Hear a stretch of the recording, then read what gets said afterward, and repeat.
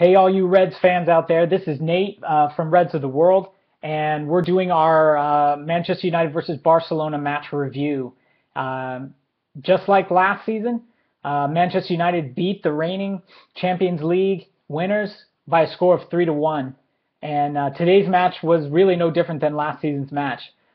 We really dominated. Barcelona had big spells with control of the ball, hit the post a bunch of times, but sometimes you just need things to go your way, and we had things go our way today. So that was kind of exciting. Good to see the players getting more fit, getting more time on the pitch together, and pushing obviously towards August 8th. That's all that matters. If we had lost all four matches, maybe we'd be concerned, but we won everything last summer and couldn't figure out how to beat Burnley. So we don't want to see that happen again. We want to go out of the gates in the Premier League this year strong. So love what I'm seeing from United. Our depth is already so much deeper than last season. So I'm not as worried going into this season, especially with a few players, no doubt, still to join the roster. Woodward and Van Gaal's transfer business is not finished yet. No doubt we've got 2-3 more players that are going to be going away. And hopefully we'll see maybe the same, if not four, come in, because I think we need to fill some gaps.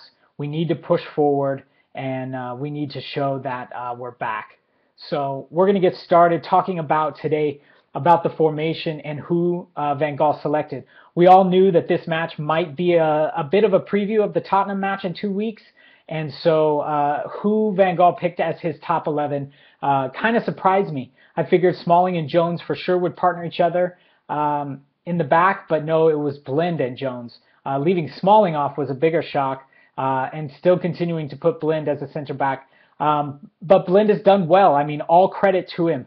I was laughing when I saw him on there, but he proved me wrong, probably proved some of you wrong, and he did really well. He got stuck in, defended well. Some of the Barcelona players had a lot of tricks, quick movement. He was right there, stayed between them and the goal, and made things difficult for him. So all the props to Daley Blind for what he did today, partnering Jones, who did well himself. So that back four with Shaw and Darmian, Jones and Blind could be our back four against Tottenham. And at this point, I'm not hating on that back four. That looks pretty good. That was only really my big surprises. I do think Schweinsteiger will start against Tottenham in 2 weeks. I think LVG is giving him a rest. Schweinsteiger didn't come here to play 50 games a year. He came here to play 25 or 30. And so I think Van Gaal's already starting him off on the way he's going to progress him throughout the season, and that is going to take care of him, make sure he's healthy, make sure he's strong, getting him ready to go. So I do expect Schweinsteiger to be in there. I don't know where or what position, who's going to make room for him, but I think that's going to happen. So that should be interesting. From the get-go, Barcelona started really well, just like they always did. Watching them last season was really unbelievable. Obviously, there was no Messi, there was no Neymar, and still, even with the back four, no Mascherano, they did really well. Barcelona's so good, their academy's so good, and a lot of their players come through, they all play the same kind of football. And so it was easy and fun to watch them last season. Today, Suarez was by himself. There was no big three up front, and Suarez is a beast. I mean, I can't stand him, but he plays so well. He's so strong. He's so quick, always in good space, always finding room to shoot, always bringing other players in, getting others involved. He's just a really good striker, and it's frustrating to watch. But he hit the post a couple of times. In the second half, they hit the post again. So a lot of Barcelona's play was great. Our play was the same. We kind of took a 25-30 minute spell right in the middle of the first half. And Rooney scored kind of right at the beginning of our spell of good possession and good attacking football. And we pressed on for another 20 minutes or so. Barcelona finished the match strong, the first half strong. And then obviously we went into the half 1-0. Rooney scoring a goal. It's always good to get your strikers goals. So no complaints there for me to see Rooney on the score sheet. So that's Rooney's got one. Memphis has got one. This is looking exactly how we wanted to coming into the season. That 60 minutes played by that first 11 I thought was really well. De Gea in goal, please. Does anybody actually want him to go? If you are, you have to ask yourself a few questions about your own sanity. David De Gea is a beast.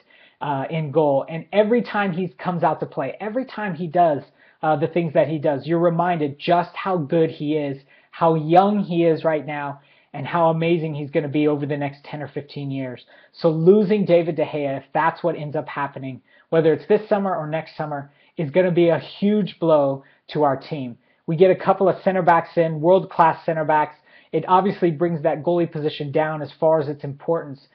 David De Gea saving us the last couple of years over and over and over again as our back line just crumbled. And he showed why he's amazing. Put some top quality center backs in front of him, and you're looking at a defense that can be in control and in charge of any match in Europe or at home for years to come. So hopefully he stays.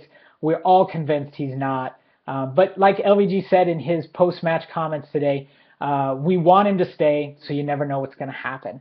So I was proud. My man of the match, or my men of the match today, was Shaw on the left side and Darmian on the right side. Unbelievable play by these guys.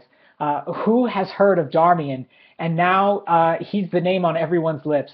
Unreal scouting, unreal business done by the front office at Manchester United. Not one single press agent, one reporter, one newspaper had any clue that we were in for Darmian. And now he is he's the light of my life right now. He is just doing things at right back that we've always known a right back should do. And Shaw has come back fit, he's come back strong, and to watch those guys fly up and down the wings, hustle back, play great defense, make great decisions with the ball, it really does bring a tear to our eyes. So it was good to see those 60 minutes. Shaw and Darmian are my men of the match. And then, of course, we made 11 subs in one moment and brought on a whole new squad.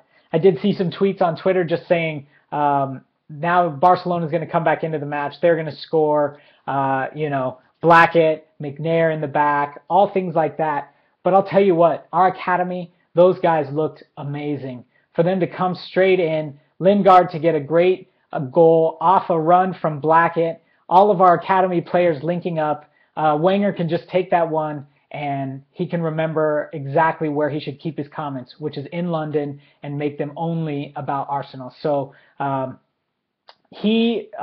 Blackett made a great run, crosses the ball over to Lingard. Lingard had a really nice, tidy finish, kind of through some traffic, and we were up 2-0. The players played really well. The ball moved well. It's great to see those young players run. So much pace. The ball shot around really well. Pereira wasn't as relevant in this match as he has been in the previous two, but still having him on the pitch, he's in control, had a great turn and spin in midfield to get away from a defender and push the ball forward. So Pereira, all these guys, it's so much fun to watch.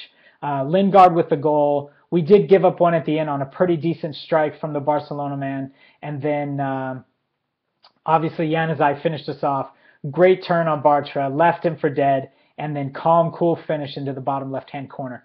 Happy to see Januzaj get on the score sheet again. If he's going to be a striker, we want our strikers scoring goals. We want their confidence sky high. Rooney, Memphis, and Januzaj now scoring on this tour. So exactly what we need to see, exactly what we want to happen going forward.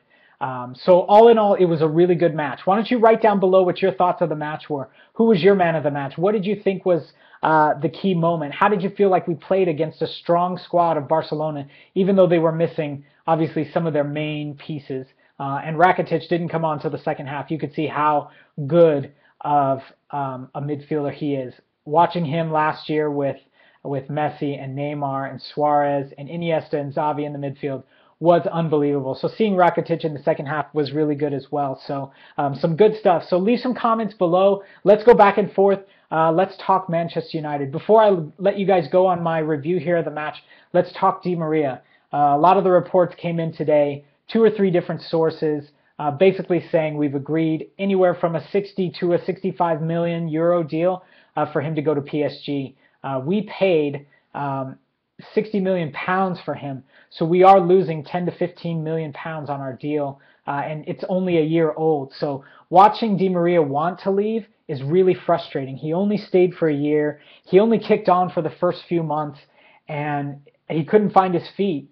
It's really, really frustrating that he wants to leave. But in the end, if a player wants to go, I'm of the opinion that you let them go.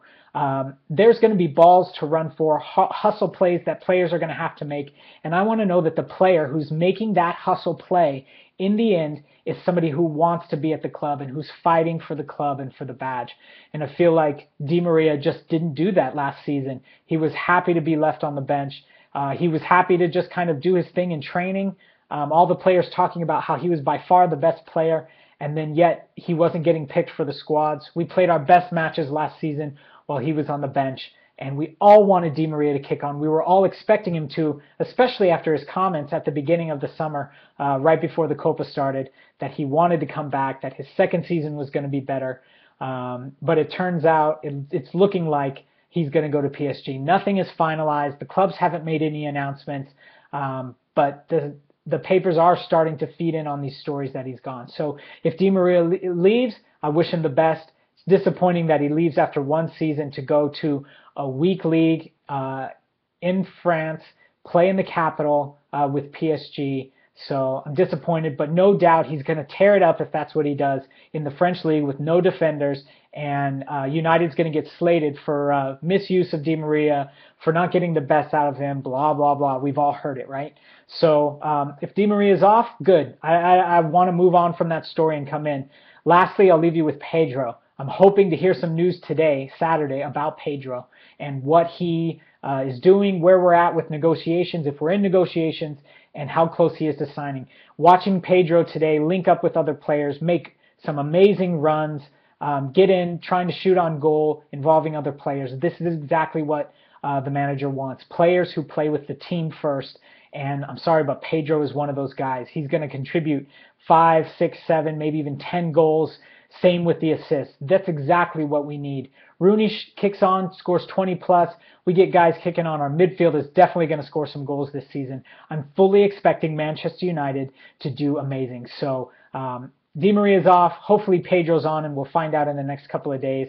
And we should hear about Ramos anytime in the next 24 to 48 hours would be my guess. All the players have arrived in China from Real Madrid. Perez is already there, and I'm hoping that Ramos is serious about what he's been saying, and he wants to come to Manchester United. So hopefully we'll be doing this. Hopefully I'll get a transfer video up in the next couple of days, and we can talk more about what's happening after we find out some more news. So a good win today, again, by Manchester United, beating the reigning Champions League winners in a preseason match, just like last season, by a score of 3-1. My men of the match were Luke Shaw and Matteo Darmian, and well done to the goal scorers today.